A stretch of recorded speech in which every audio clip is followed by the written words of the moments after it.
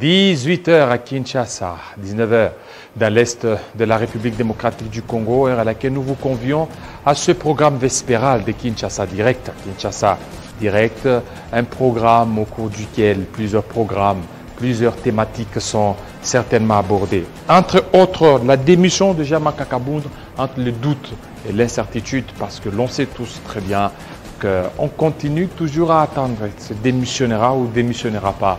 On continue à attendre. Ça sera avec Gédéon Makolo, analyste politique, il sera des nôtres. On va essayer d'en parler. Et aussi, que reproche-t-on au bureau Mbosso par le collectif de C26.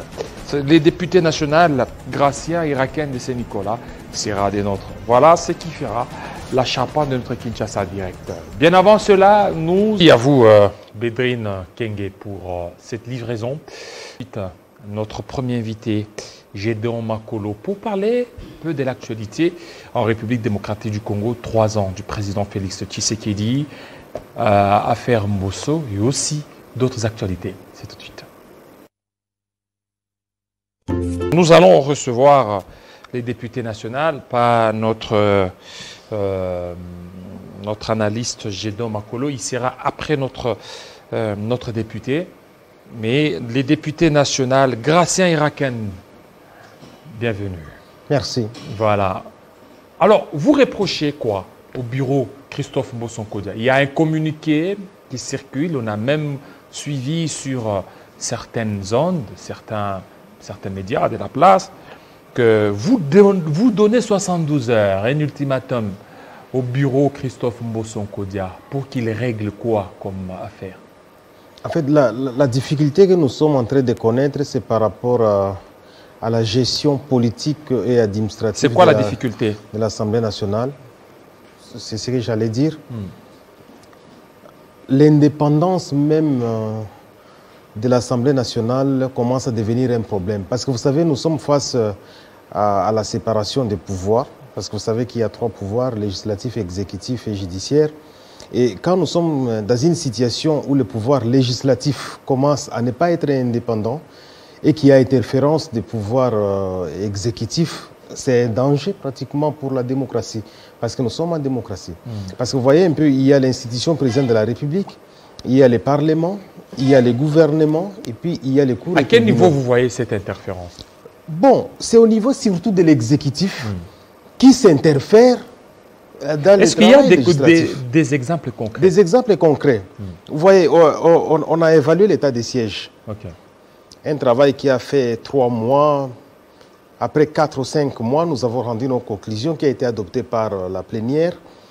Et toutes les recommandations, toutes les résolutions votées par l'Assemblée plénière, par l'Assemblée nationale, qui devaient être transmises au gouvernement, n'ont pas été prises en compte.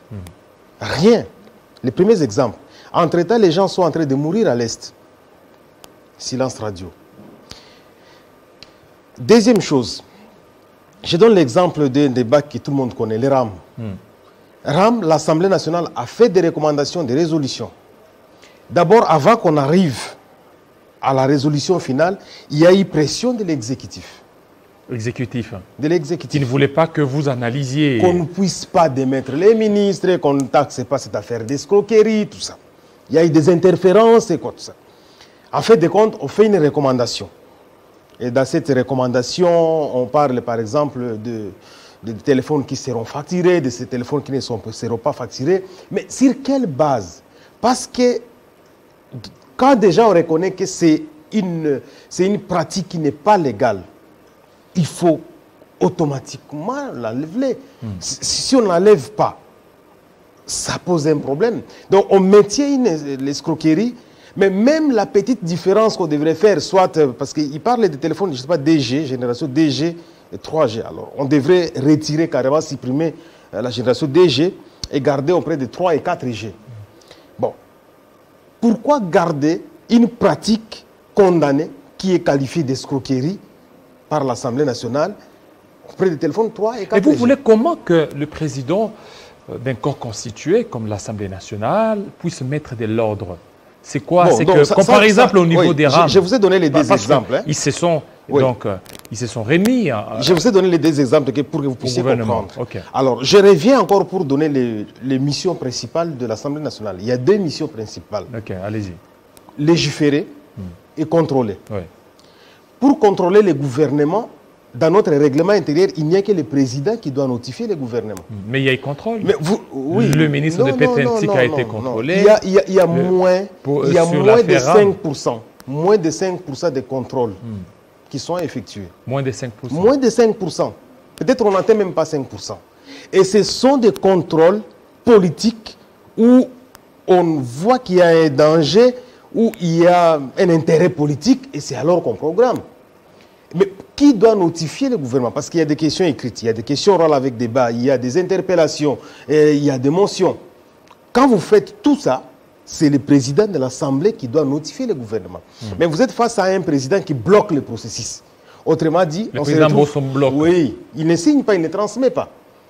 Tout comme les recommandations ne sont pas transmises. Parce que si le gouvernement n'accepte pas la recommandation de l'Assemblée nationale ou n'applique pas les recommandations de l'Assemblée nationale, il y a des sanctions qui peuvent s'en suivre. Mais vous voyez, il n'y a rien du tout. Rien. Alors, on ne peut pas... Vous avez suivi à un moment donné, le chef de l'État dit dans une interview quelque part, j'ai instruit l'Assemblée nationale. Je pense que vous avez suivi. Effectivement, il a instruit l'Assemblée nationale. Ça ne peut pas se faire. Donc, nous sommes face à une situation où l'Assemblée nationale devient maintenant un organe... Une caisse de résonance.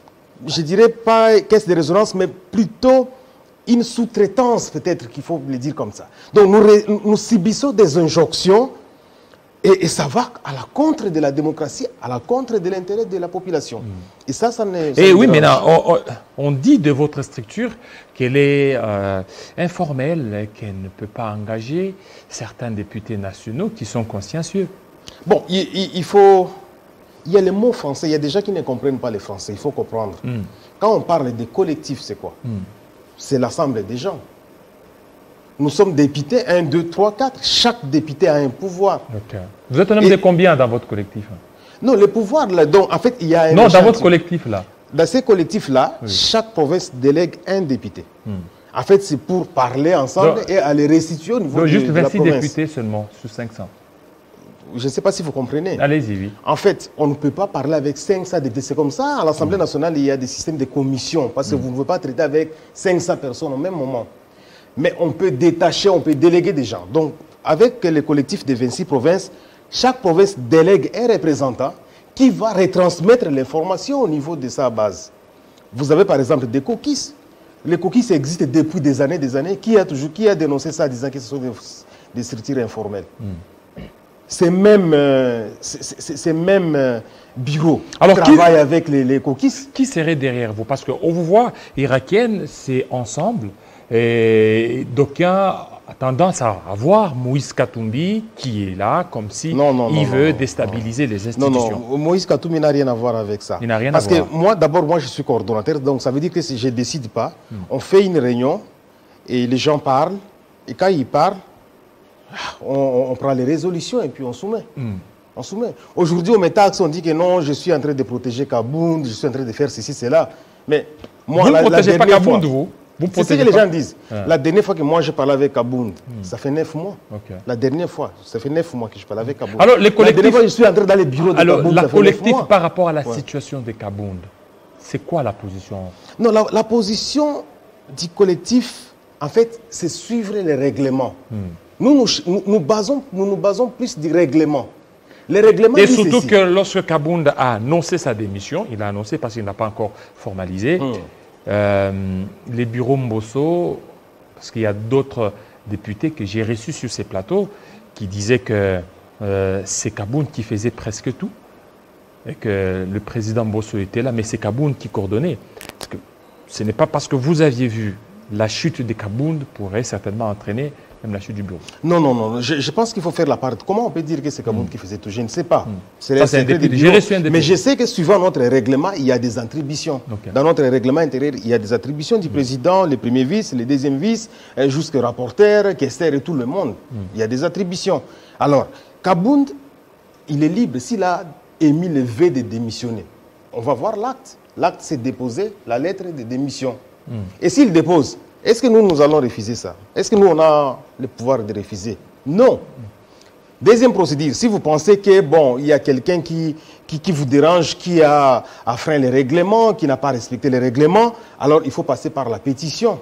Et la pétition, on va soumettre, et il faut que la personne soit déchue au moins à la majorité absolue, donc 250 plus 1. Et s'ils vont faire cet exercice-là, ils sont libres de le faire. Et vous, oui, et vous, c'est quoi votre position? Vous voulez c'est la loi. Le départ de Jama Kabound ou le maintien? Non, non, non. Nous sommes dans un régime de démocratie. Okay.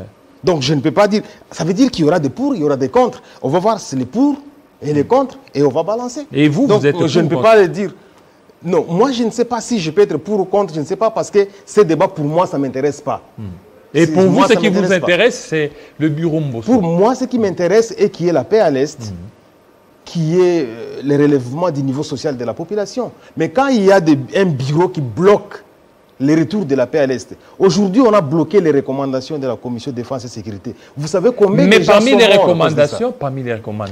recommandations, il y a la mutualisation des forces. Bon, je vous donne deux. Parmi les recommandations, on dit qu'il faut un plan de sortie de l'état de siège. Parce que l'état de siège a un bilan mitigé. Mais aujourd'hui, on a un gouvernement qui protège l'état de siège qui est un échec. Conséquence, les gens continuent à mourir. Je donne deuxième disposition. La mutualisation des forces. Nous avons accepté que l'armée ougandaise entre. Mais est-ce que l'accord là, vous connaissez les clauses de cet accord-là? Même nous de l'Assemblée nationale, nous ne connaissons pas. Nous ne connaissons pas. Mais parmi vos recommandations, vous aviez suggéré à ces justement, le gouvernement va travailler, oui, le gouvernement négocie cet accord-là et va soumettre ça à l'Assemblée nationale. Nous, on ne connaît pas les contenus. De l'accord. De l'accord, on ne connaît pas. On ne connaît pas les mesures d'encadrement de l'armée ougandaise au Congo. Ce sont des problèmes. Mais déjà au niveau de l'Ouganda, alors à des cas pareils, même les députés nationaux, à des cas pareils, il faut interpeller le gouvernement. On dénoncé l'opacité dans cette opération. Oui, c'est justement. Mais pourquoi vous aussi, vous n'avez pas dénoncé cette opacité? Parce que déjà au niveau du Parlement ougandais, ils l'ont fait. Non, c'est ce qu'on vous dit. Tout doit se passer en ordre. Mais quand vous avez un bureau où vous introduisez une initiative et ce bureau refuse de transmettre, par exemple, vous interpellez, vous demandez au ministre de la Défense de venir s'expliquer sur l'accord qui lie l'armée ougandaise et l'armée congolaise. Mais la lettre n'est pas transmise au gouvernement. Vous allez faire quoi? La lettre? Oui, parce que pour transmettre la lettre, il faut le président. Vous allez faire quoi? Vous restez. À un moment donné, il y a eu une motion de défiance que les gens ont signée contre le ministre de la Défense. Mais cette défiance, elle est où? Ça a été gelé ici, au Parlement. Des violations graves contre la Constitution. Donc il faut que les gens... Moi j'ai toujours dit aux gens, si ces pays ne marchent pas, c'est parce que l'Assemblée nationale est faible. Mais si nous ne faisons pas un effort pour remonter, relever les niveaux de l'Assemblée nationale, mais nous allons faire quoi? On va toujours pleurnicher. Aujourd'hui tout le monde a contesté la CENI. Pourquoi? Parce que l'Assemblée nationale a fait des erreurs. Tout le monde les connaît. Mais est-ce qu'il faut commencer parce qu'on a peur d'être arrêté, on a peur, je ne sais pas, d'être tué, et il faut commencer à bloquer ça? Non, il faut dire les choses alors comme telles. Alors qui vous pousse à prévoir des... Non, mais c'est la population. J'ai parlé dans mon tweet, j'ai parlé de violation de l'article 101, alinéa 4, qui me donne, moi, le pouvoir de représenter... Non, ça veut dire qu'un député national représente la nation. Alinéa 4. Article 101, alinéa 4. Alinéa 5. Tout mandat non impératif est nul.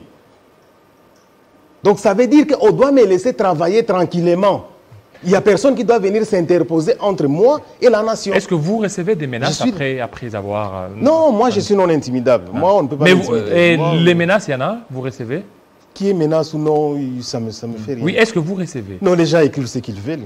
On sait qu'il y a des députés là-bas qui touchent à gauche, à droite. Et au téléphone, est-ce qu'au téléphone, il y a des menaces? Vous recevez des menaces? Non, mais je vois dans les groupes, il y a des gens qui m'écrivent inbox, et tout ça, je cherche quoi, tout ça, à déstabiliser les institutions. Non, moi, je reste dans ma position comme élu.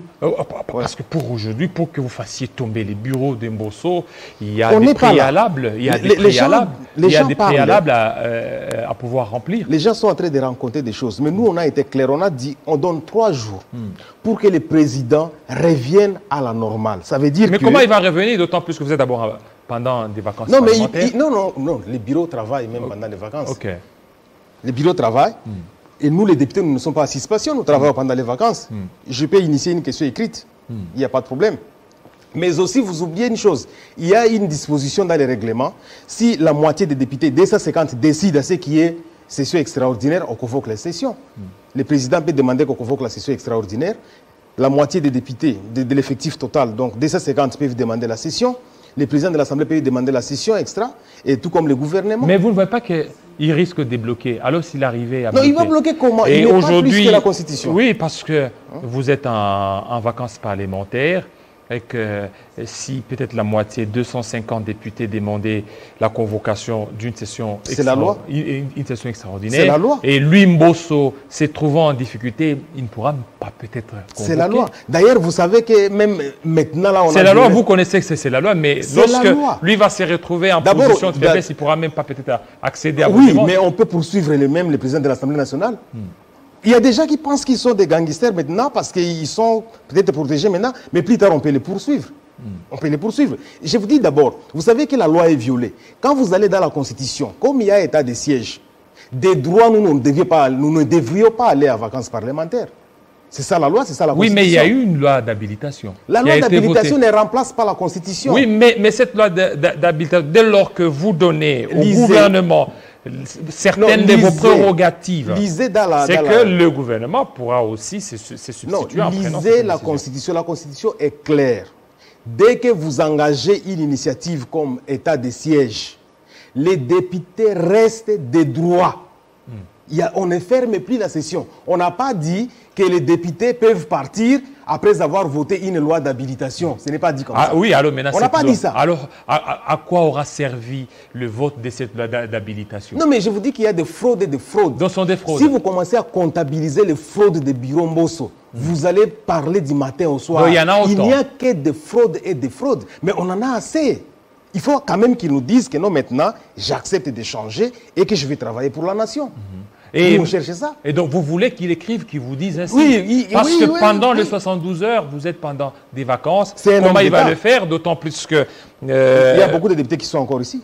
Alors, vous voulez ils ne sont pas encore allés à vacances. Qui convoquent une réunion? Oui, parce qu'on a des conditions. Pour aller à vacances, il y a certaines conditions que nous devons remplir. Ces conditions n'ont pas encore été remplies aussi. Parce que, justement, le président nous a induit aussi en erreur par rapport à certaines promesses, le président de l'Assemblée nationale. Comme quoi, par exemple? Non, nous, ça, c'est sur des secrets internes. Quand nous allons à vacances... Il y a eu des promesses. Oui, je donne par exemple, ce n'est même pas un secret. Allez-y. Quand nous devons aller à vacances, on nous donne 2 mois. C'est parce que quand vous allez partir, vous n'avez plus de contact avec Kinshasa. Parfois, vous allez là où il n'y a pas de banque. Et donc, 2 mois de salaire, oui, des salaires. Les monuments, pas des tchep-tchep. Les monuments, c'est les salaires, oui. On vous donne 2 mois anticipatifs parce qu'on sait que là où vous irez, peut-être il n'y a pas de banque. Et peut-être que vous aurez des charges avec la population. Il faut qu'on puisse vous accueillir, il faut s'asseoir avec les gens. Et donc, on se débarrasse de vous. On vous envoie avec un paquet de 2 mois. Et vous signez 2 mois. Bon, on n'a pas eu cet argent-là. Et vous avez eu quoi à la place? Non, on a eu seulement l'argent ordinaire. L'argent ordinaire. L'argent ordinaire. Donc, mais ça ne suffit pas. C'est quoi cet argent ordinaire? Oui, ça s'inscrit sur oui, c'est l'émolument. C'est l'émolument, c'est le salaire normal. En fait, oui. Et le 2 mois que vous percevez, ce n'est pas les émoluments normaux? Non, c'est normal aussi. Donc, ça veut dire que... Au lieu de vous donner 2 mois, ils vous ont donné 1 mois. Ça, ce n'est pas le problème. Là, vous déplacez les débats. Ça, ce n'est pas un problème. Le problème, c'est que les vacances parlementaires, c'est 3 mois. Pour faciliter aux députés de pouvoir bien travailler sur le terrain, parce qu'il y a des zones inaccessibles, on lui donne 2 mois de salaire. C'est comme ça. Ça fait des années que ça se fait comme ça. Bon, les députés sont en train d'attendre parce qu'ils doivent aller. Parce qu'il y a des zones, ici, moi je suis par exemple à Bounia, là où je peux prendre l'avion, d'à 4 heures, je suis là. Mais il y a des zones où il faut faire 1 semaine, 2 semaines pour accéder. C'est très compliqué. Il n'y a pas de banque. Donc c'est comme ça qu'on le fait. Alors, moi je voulais dire quoi? Il y a tellement d'abus, de violations de lois. Vous avez vu même avec la commission paritaire qui a conduit à la nomination de la CENI. Ce n'était même pas une commission paritaire. Je ne voudrais même pas rentrer dans ces débats. Est-ce que vous avez déjà vu une commission paritaire avec un seul groupe de députés, seulement la majorité, et des gens qu'on est en train de nommer, qu'on est en train de choisir? Il y a beaucoup d'erreurs qui se font dans la salle. Il y a certains qui vous accusent, qui disent, parce que vous vouliez avoir un peu d'argent, 5 000, 6 000, 10 000 dollars, et que puisque Non, les bureaux ne vous pas l'argent, franchement. puisque les bureaux ne vous a pas donné, et voilà pourquoi vous avez voulu mettre toutes ces débats, il ces menaces là. ne faut pas se référer à l'argent. Il y a pas D'ailleurs, d'argent. même l'argent de 2 mois là, les gens ils partent même sans cet argent de 2 mois. L'argent, ce n'est pas un débat. Nous, on est très bien ordonné pour nos paiements. Ne vous en faites pas, nous on est très bien organisés. Pour tout ce qui est paiement, on est bien ordonné. Mais je vous dis, le problème c'est autre. Le problème c'est que nous sommes aujourd'hui face à une Assemblée nationale qui est en train de perdre son pouvoir. Et quand l'Assemblée perd son pouvoir... Face à l'exécutif. Oui, face à l'exécutif. La conséquence immédiate est qu'il n'y a pas équilibre des pouvoirs. Parce que vous savez, les législateurs ont mis la séparation des pouvoirs pour éviter certains conflits dans la gestion du pouvoir. Aujourd'hui, vous voyez, les gouvernements devaient juger et partie de ce qui se passe dans l'état de siège. Est-ce que ça peut aller? Parce que nous, on devait être comme juge. On voit ce qui se passe, on fait un débat, on donne les rapports. Mais comme on ne les considère pas, on n'écoute que le point de vue du gouvernement. Les gens sont en train de mourir. Aller au nord Kivu comme en Ituri, personne ne veut de l'état de siège. Quand vous totalisez le nombre de gens qui sont morts pendant l'état de siège et après l'état de siège, ou avant l'état de siège, il y a une différence. Alors, pourquoi rester dans une stratégie? Et ça, on a fait un travail où il y a eu les experts du gouvernement, de l'Assemblée nationale et tout le monde. Et on a fait ces recommandations en plénière. On a remis au gouvernement. Personne ne va suivre ça. Est-ce que... RAM, vous avez suivi ça à partir d'ici. Tout ce qu'on a fait sur RAM, on a fait pratiquement un scénario inutile. Vous avez vu? Il y aurait même un greffier qui serait arrêté. Nous apprenons ça. Oui, donc, oui. on a fait vraiment quelque chose comme un commerce. C'est vraiment un spectacle, ce que nous avions fait. Parce que tout ce qu'on a décidé, on n'a pas vu de retombées au niveau du gouvernement. Alors, et ça va de plus en plus. Et quand on vous dirait que non, on a instruit l'Assemblée nationale. Vous voyez ces Français-là. Donc, à quoi nous servons alors? Est-ce que nous avons encore cet article 101, alinéa 4 et 5? Votre démarche pourra tenir? Est-ce que vous avez un nombre important de députés derrière vous qui peut certainement vous soutenir, aller jusqu'au bout, vous savez, de votre logique? Au monde, quand vous voulez toujours faire, vous voulez le changement, vous attendez que tout le monde vienne au même moment, vous ne les aurez pas. Les changements commencent par une personne et les autres emboîtent les pas. Derrière vous, 370 députés sont derrière vous? Ceux qui adhèrent, ils adhèrent. Et ceux qui ne veulent pas, ils veulent. C'est ça la force de la démocratie. Si on suppose que la majorité... Pour le moment, est-ce que, si vous voulez faire un peu des estimations, 200, 300 députés? Je vous dis, en vrai, 80% veulent les changements. 80% des députés. Mais qu'est-ce qui les bloque? La peur. Ils ont peur. Les Congolais, c'est ça le mal de nous Congolais. Hein? Les Congolais ont peur. Trop peur. Et parfois, il vit des miettes, il a peur.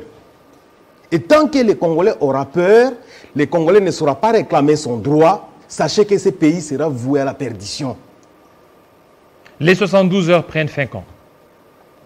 Ça a commencé aujourd'hui, le matin, et ça va finir le jeudi. Donc, le lundi, si jamais il ne s'est pas réuni avec nous pour trouver un compromis, le lundi, nous commençons à collecter des signatures pour demander les vacances, la session spéciale. Pas la session extraordinaire. Pour les départs d'Mbosso.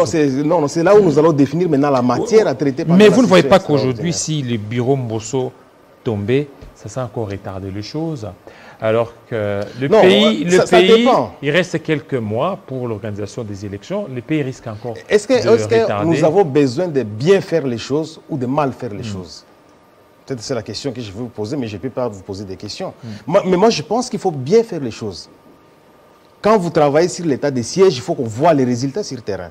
Quand vous avez travaillé sur les dossiers RAM, il faut qu'on voit les résultats. À quoi bon travailler sur des choses quand on ne voit pas les résultats? Est-ce qu'on va rester avec un bureau? Mais notre problème, ça peut être... Bon, parce que moi, je n'ai pas la décision. Peut-être que le groupe, le collectif va décider c'est que les bureaux, les présidentielles tombent.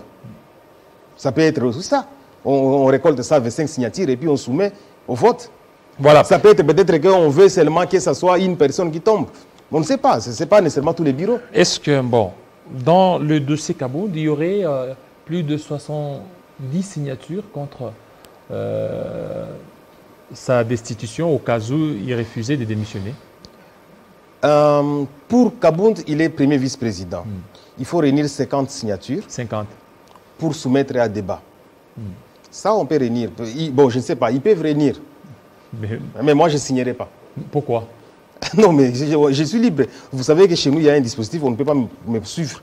J'ai ma liberté mais de vote. pourquoi vous n'allez pas signer? Non, non, c'est moi. Si je ne veux pas, je ne veux pas. Parce que moi, je ne voudrais pas rentrer sur un débat des personnes. Vous voyez? Moi, non, moi, je n'aime pas le débat des personnes. Donc vous soutenez Jean-Marc Kabounda? Non, ce n'est pas question de soutenir. Moi, je te dis que la dernière fois que j'étais chez Jean-Marc, il y a 9 mois, dans son bureau. Oui, vous pouvez être dans son bureau, mais vous vous écrivez. Non, on ne s'écrit même pas. La dernière fois qu'on s'est échangé, ça fait 9 mois. Donc pour vous, vous ne voulez pas que Kabounda tombe? Je ne peux pas. Un conflit entre les gens de l'IDPS et vous voulez que moi je vienne voter? Ça, c'est un conflit entre les gens de l'IDPS? Non, c'est un conflit entre eux là-bas. À quoi est-ce que ce qui se passe entre Jean-Marc Kabounda et l'IDPS, ça concerne l'Assemblée nationale? Donc, c'est leur problème. Moi, je peux. D'ailleurs, il y a même un combattant qui a dit Ezama Kambonabino T. C'est nous, c'est entre nous à l'IDPS. Moi, je vais entrer faire quoi? Je ne vais pas signer. Je ne vais même pas aller voter parce que ça ne me concerne pas. Voilà. Donc, pour ceux qui disent que vous soutenez Kabounda, c'est faux. Non, j'ai ma conviction.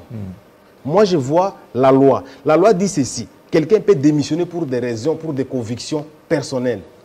Mais c'est que je n'apprécie pas dans tout ça. Le député, il est protégé par la loi. Je suis inquiet quand aujourd'hui on va dévaliser, on doit aller séquestrer la maison de Kabounda en tant que député, qui est l'Assemblée nationale qui ne parle pas, qui est la présidence de la République qui ne parle pas. Je suis inquiet. Si Kabounda avait commis l'infraction, comme nous avons attendu, chez nous, il y a une procédure qu'on appelle flagrance. On devrait le prendre en flagrance et on l'amène devant les cours et tribunaux, on les juge. Je ne sais pas pourquoi ils ne l'ont pas fait. Alors, qu'est-ce qui a justifié les déplacements d'un président, d'un corps constitué comme le président Bosso, qui s'est déplacé pour aller au domicile de Jean-Marc Kabounda? Ça, je ne saurais pas. C'est le président Bosso lui-même saura vous Ce n'est pas une manière un peu de s'affaiblir. Mais moi, ce que je regrette, c'est que j'ai constaté et qu'on a séquestré la maison de Kabounda. J'ai constaté ça. J'ai constaté que l'Assemblée nationale, où il est membre, a gardé silence. Aucune réaction? Aucune réaction. De l'Assemblée nationale? Oui. Mais vous aussi, vous êtes de l'Assemblée nationale. Vous pouvez aussi. Mais il y a des groupes parlementaires. On a suivi des groupes parlementaires exactement, mais je vous dis qu'il n'y a pas eu réaction du bureau de l'Assemblée nationale. La réaction du bureau. Parce que c'est le bureau qui engage l'Assemblée nationale. Et les groupes parlementaires. Non, les groupes parlementaires n'engagent pas l'Assemblée nationale. Et il n'y a pas eu réaction de la présidence. Parce que ce sont les éléments qui sont venus de la présidence. Et moi, ça m'inquiète. Parce que si quelqu'un, un cadre comme Kabounda, est séquestré comme ça, imaginez le sort d'un villageois chez moi, là-bas, à Bounia, Nituri, à Mahagi, à Ndjougou, qui est sans protection. Si déjà Kabounda, qui est hautement placé, peut être séquestré comme ça, bon, imagine le sort de ces paysans-là. Moi, ça m'a inquiété. Imagine le sort des autres députés nationaux comme provinciaux. Ça m'a inquiété.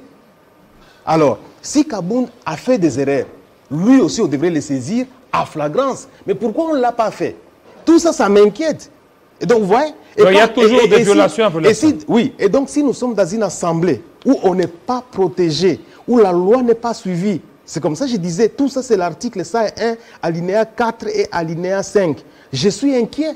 Voilà, merci. Voilà. Merci beaucoup, Irakienne de Saint-Nicolas. Irakienne. Merci de votre passage, surtout la promptitude avec laquelle vous avez répondu à notre invitation. On prend deuxième invité, un jeune, celui-là, c'est Gédéon Makoulo. Tout de suite.